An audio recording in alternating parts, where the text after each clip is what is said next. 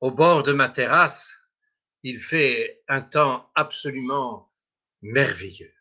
Vraiment un soleil triomphal. Hein. Et en attendant de rentrer chez eux, les garçons et les hommes, on voit peu de dames, je dois avouer, avant de rompre le jeûne, vont et viennent le long du canal. Voilà, s'apostrophent, rient et rendent hommage à la vie, en fait. Voilà. Alors aujourd'hui, si vous voulez bien, nous allons continuer et terminer cet hommage au métier. Cet hommage au métier à ceux qui bâtissent, ceux qui entreprennent, ceux qui gardent, ceux qui construisent. Hein, voilà. Et c'est l'hommage de Saint John Perse à toutes ces personnes pour lesquelles, et vous verrez à la fin du poème ce qu'il dit de très juste avec une grande modestie, oui, c'est son hommage à tous ces gens-là qui font vivre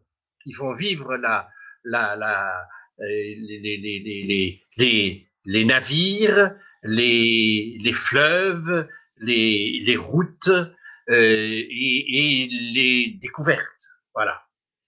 Alors, j'ai mis mon chapeau pour faire allusion, vous avez bien compris, aux origines sous le vent antillaises de Saint John Perse. Donc, je l'enlève pour vous saluer. Voilà. Également, il ne faut pas oublier, surtout que l'on célèbre la poésie, le rituel du parfum.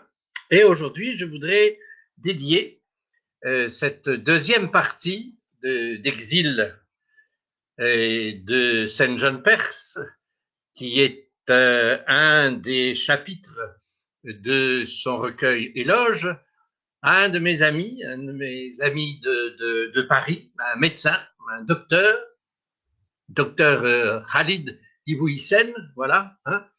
Et je pense que cela lui plaira d'autant plus que, vous verrez, il y a au début de cette évocation hommage rendu aux gens de la mer, voyez. Hein.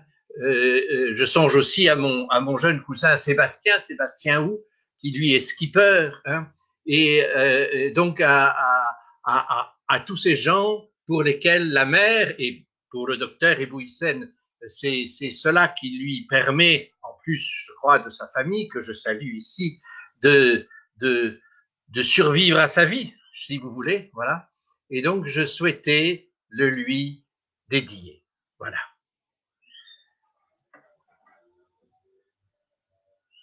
Vous êtes prêts?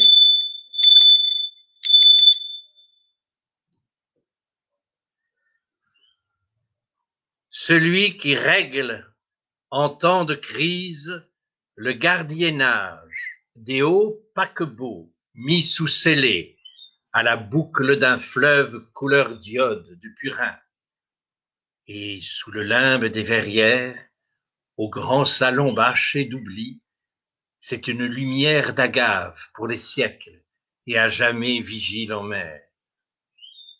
Celui qui vaque avec les gens de peu sur les chantiers et sur les cales désertés par la foule après le lancement d'une grande coque de 3 ans.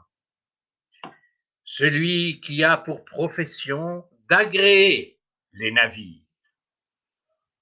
Et celui-là qui trouve, un jour, le parfum de son âme dans le vaigrage d'un voilier neuf. Celui qui prend la garde d'équinoxe sur le rempart des docks, sur le haut peigne sonore des grands barrages de montagne et sur les grandes écluses océanes. Celui, soudain, pour qui s'exhale toute l'haleine incurable de ce monde, dans le relent des grands silos et entrepôts de denrées coloniales, là où l'épice et le grain vert s'enflent aux lunes d'hivernage comme la création sur son lit fade. Celui qui prononce la clôture des grands congrès d'orographie, de climatologie, et c'est le temps de visiter l'arboretum et l'aquarium et le quartier des filles, les tailleries de pierre fine et le parvis des grands convulsionnaires. Celui qui ouvre un compte en banque pour les recherches de l'esprit. Celui qui entre, c'est l'écrivain, au cirque de son œuvre nouvelle, dans une très grande animation de l'être, et de 3 jours, nul n'a regard sur son silence que sa mère, nul n'a l'accès de sa chambre que la plus vieille des servantes. Celui qui mène aux sources sa monture, sans y boire lui-même. Celui qui rêve aux céleris d'un parfum plus ardent que celui de la cire. Celui qui tombe en distraction pendant la dédicace d'une nef, Paul Claudel, et aux tympans sont-elles cruches comme des ouïes murées pour l'acoustique. Celui qui tient en héritage, sur terre de main morte, la dernière héronnière, avec de beaux ouvrages de vénerie, de fauconnerie.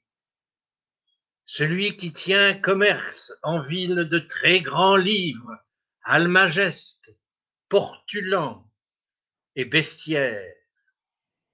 Celui qui prend souci des accidents de phonétique. Bonjour, Marivonne.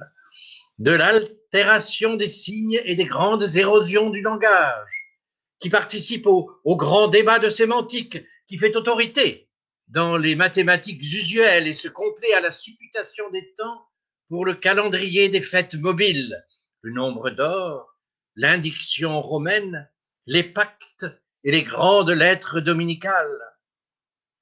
Celui qui donne la hiérarchie aux grands offices du langage.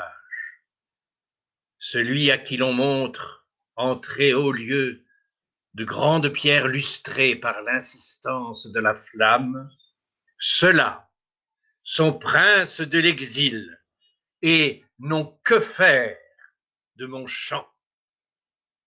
Ceux-là sont princes de l'exil et n'ont que faire de mon chant.